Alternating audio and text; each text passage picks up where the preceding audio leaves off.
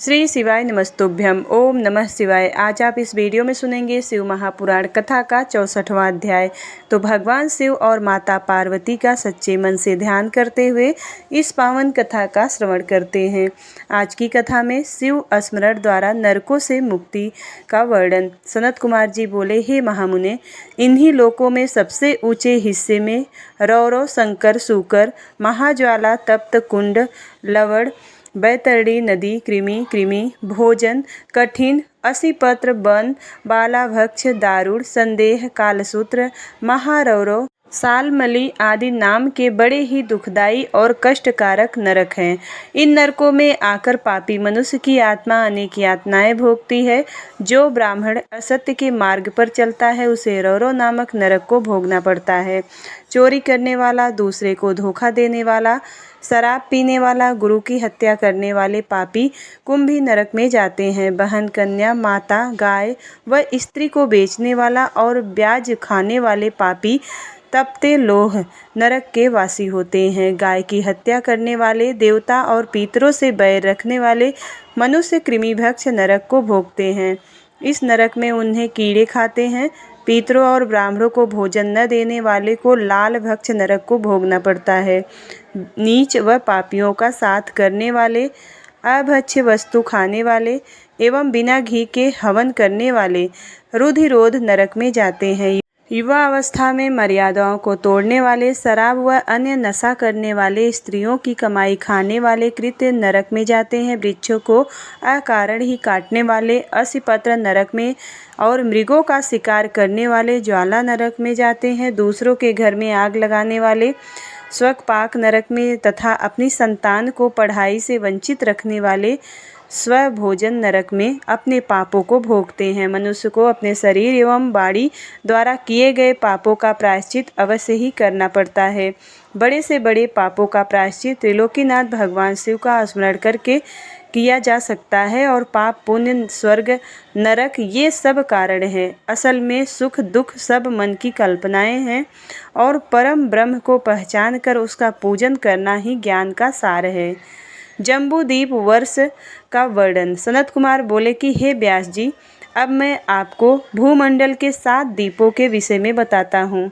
जम्बू, प्लक्षु, सालमली, कुश, क्रौच और शाक, पुष्कर ये 7 महाद्वीप हैं। इन महाद्वीपों के चारों ओर 7 समुद्र हैं। ये 7 समुद्र जल, ईख, क्षीर, केसर, मद्य, घी, दूध और दही से भरे हैं।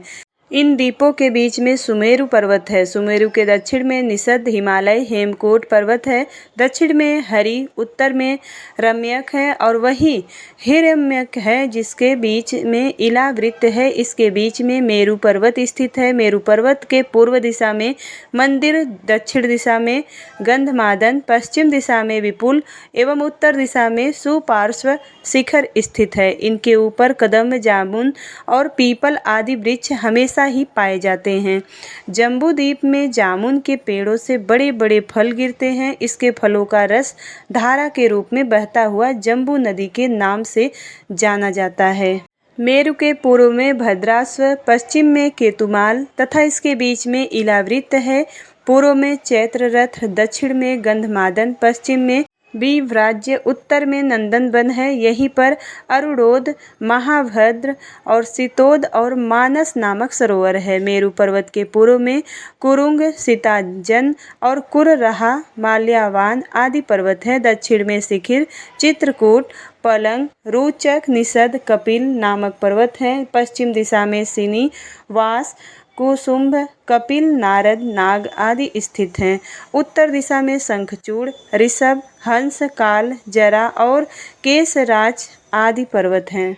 सुमेरु नामक पर्वत पर ब्रह्मा का 7 कोण पुरी विद्यमान है और 7 कोण पुरी के पास ही अमरावती, तेजोवती, संयमनी और कृष्णांगना, श्रद्धावती, गंधवती, यशोवती नामक 8 पुरियां हैं।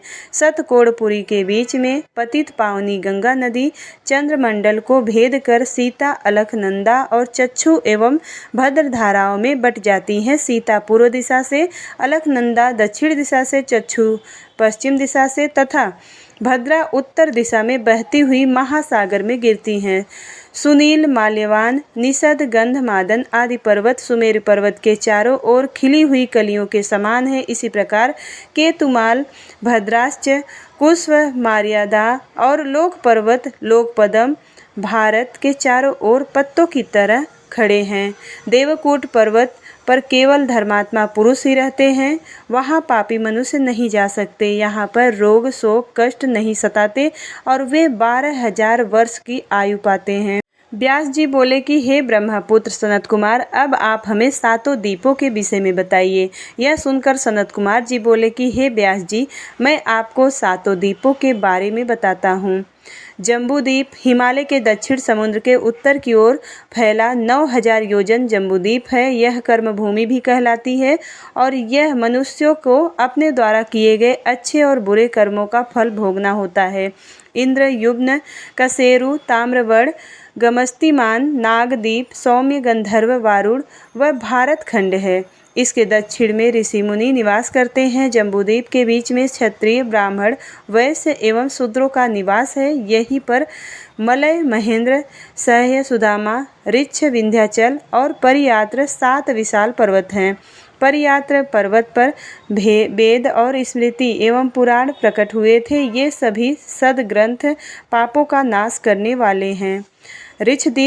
ऋषद्वीप पर्वत एक विशाल क्षेत्र ऋषद्वीप के नाम से जाना जाता है। इसी स्थान से समस्त पापों का नाश करने वाली गोदावरी, भीमरथी, ताप्ती एवं अन्य नदियाँ बहती हैं। कृष्णा, वेणी नदियाँ सह्य पर्वत से, कृतमाला और ताम्रवड़ी मलायचल पर्वत से बहती हैं। महेंद्र पर्वत से त्रिमाया, ऋषिकुल्या और कुमारी नदियाँ बहती हैं। इन पवित्र नदियों के मार्ग में अनेक शहर, गांव आदि पड़ते हैं। ये पवित्र नदियाँ वहाँ निवास करने वाले के प्यास को शांत करती हैं। यही नहीं, उनके पापों का भी नाश इनके जल स्पर्श से हो जाता है।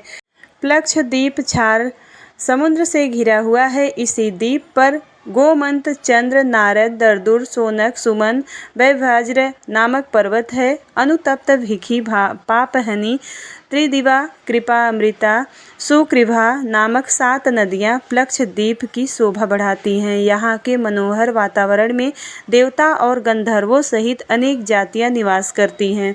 इस द्वीप में निवास करने वाले प्राणियों की रक्षा के लिए देवाधिदेव महादेव का ब्रह्मा और विष्णु भी पूजन किया करते हैं। सालमली द्वीप के बीचों बीच सेमल का एक विशाल वृक्ष है। यहाँ पर श्वेत, हरित, जीमूत, रोहित, वैकल, मानस, सुप्रभु नामक वृक्ष है। इसी द्वीप पर शुक्ला, रक्ता, हिरड्या और चंद्रा, शुभ्रा, विमोचना, निवृत्ता नामक की सुंदर नदियाँ बहती हैं। ये पवित्र एवं निर्मल नदियाँ भक्तगणों की प्यास बुझाती हैं और अपना कार्य पूर्ण करते हुए यहाँ के निवासी ब्रह्मा, विष्णु व शिव जी का पूजन करते हैं।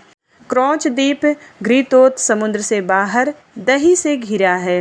विशाल क्षेत्र में फैला द्वीप है। यहाँ पर क्रौंच, वामन, अंशकारक, दिवावृत्ति, मनपुंडरीक, दुदुभि आदि पर्वत एवं गौरी, कुमुदती, संध्या, मनोरजवा और शांति पुंडरीक नामक अनेक बड़ी नदियाँ स्थित है। शाक द्वीप दही समुद्र के बाहर दूध के सागर से घिरा है। यहाँ पर शाक का बहुत बड़ा वृक्ष स्थित है। उदयाचल, अस्ताचल और जलंधार, विवेक केसरी नामक पर्वत है। सुकुमारी, नलिनी कुमारी, वेरुड़का और इच्छु रेणुका और गर्भास्थ नामक नदियाँ स्थित है। यहाँ के सुंदर मनोरम स्थलों पर सभी जाति के लोग रहते हैं। क्षीर समुद्र से बाहर का जो क्षेत्र मधुर जल से घिरा है वह पुष्पकर द्वीप कहलाता है। यहीं पर मानस पर्वत स्थित है। यहाँ पर निवास करने वाले मनुष्य सभी प्रकार के रोगों से दूर रहते हैं। वे लंबी आयु वाले होते हैं और आनंद पूर्वक निवास करते हैं। पुष्कर द्वीप के महावत खंड में ब्रह्मा जी का निवास माना जाता है और यहाँ रहने वाले देवता और दानव उनको पूजते हैं। इस प्रकार मनुष्यों के निवास करने हेतु पृथ्वी पर 7 लोक स्थित हैं, जिन्हें 7 द्वीपों के नाम से भी जाना जाता है। सनत कुमार कहते हैं कि हे महामुनि व्यास जी, पृथ्वी लोक के जिस भाग पर सूर्य और चंद्रमा का प्रकाश पड़ता है वहाँ पर स्थान भूलोक कहलाता है। पृथ्वी लोक से हजारों योजन ऊपर सूर्यमंडल है और इससे ऊपर चंद्रमंडल है। चंद्रमंडल से 10,000 योजन ऊपर ग्रह और नक्षत्र का साम्राज्य है। इससे ऊपर सप्त ऋषि मंडल है और उसके ऊपर ध्रुव मंडल स्थित है। ध्रुव मंडल की जो पृथ्वी का सबसे ऊंचा मंडल है और 1 करोड़ योजन नीचे भुवः स्वः नामक 3 लोक स्थित है। इनके बीच में कल्प निवासी ऋषि रहते हैं। ध्रुव मंडल के ऊपर महलोक स्थित है। महलोक के सनक, सनंदन, सनातन, कपिल, आसुरी, बोध, पंचसिख नामक ब्रह्मा जी के 7 पुत्र निवास करते हैं। इसी महलोक से 2 लाख योजन ऊपर शुक्र ग्रह स्थित है। शुक्र ग्रह से 2 लाख योजन दूर बुध ग्रह स्थित है और बुध से 10 लाख योजन दूरी पर मंगल ग्रह स्थित है। मंगल से 2 लाख योजन दूरी की पर बृहस्पति स्थित है। बृहस्पति से 2 लाख योजन की दूरी पर शनिश्चर मंडल स्थित है। ये सभी ग्रह अपनी राशियों पर आरूढ़ रहते हैं। जनलोक से 26 लाख योजन दूरी पर तपलोक स्थित है। तपलोक से 6 गुनी दूरी पर सत्यलोक स्थित है। भूलोक पर ज्ञानी महात्मा सत्य पथ पर पालन करने वाले ब्रह्मचारी निवास करते हैं। भुवः लोक में मुनि, देवता, सिद्धि आदि निवास करते हैं। स्वर्गलोक के आदित्य, पवन, वसु, अश्वनी कुमार एवं विश्वदेव, रुद्र, नाग, पक्षी आदि रहते हैं और ब्रह्मांड जल, अग्नि, पवन, आकाश और अंधकार से घिरा हुआ इसी के ऊपर महाभूत स्थित है। परम ब्रह्म परमात्मा गुण संख्या, नाम की और परिमाण से अलग हैं। भगवान शिव और प्रकृति देवी शक्ति से मिलन से ही देवताओं का प्राकट्य हुआ है। इसी से सृष्टि का निर्माण हुआ है। प्रलय काल आने पर यह पूरी सृष्टि शिव शक्ति में मिलकर समाप्त हो जाएगी और ब्रह्मलोक के ऊपर वैकुंठ लोक स्थित है। इसके पश्चात कौमार लोक है जिसमें स्कंद निवास करते हैं। तत्पश्चात उमालोक स्थित है। उमालोक में देवी जगदम्बा का निवास है। आदि शक्ति जगदम्बा से ही ब्रह्मा और विष्णु का प्राकट्य हुआ है। उमालोक के आगे इस जगत के पिता परम ब्रह्म परमेश्वर भगवान शिव का निवास स्थित है। भगवान शिव ही निर्गुण निराकार सर्वेश्वर हैं और सबका कल्याण करने वाले हैं। व्यास जी ने पूछा, हे सनत कुमार जी, अब आप मुझे यह बताइए कि कल्याणकारी देवाधिदेव महादेव जी के परम भक्त किस लोक में जाते हैं, जहाँ जाकर भक्तों का इस लोक में आवागमन नहीं होता है। यह सुनकर सनत कुमार जी बोले कि हे व्यास जी, भगवान शिव की परम कृपा प्राप्त करने हेतु सिर्फ एक मार्ग है, वह है तपस्या। तपस्या के बिना शिवलोक की प्राप्ति संभव नहीं है। इस संसार में सभी मनुष्यों, स्वर्ग के देवताओं, ऋषि मुनि और साधु संतों आदि ने तपस्या द्वारा ही महत्वपूर्ण सिद्धियां प्राप्त की है। तपस्या 3 प्रकार की होती है, सात्विक, राजस और तामस।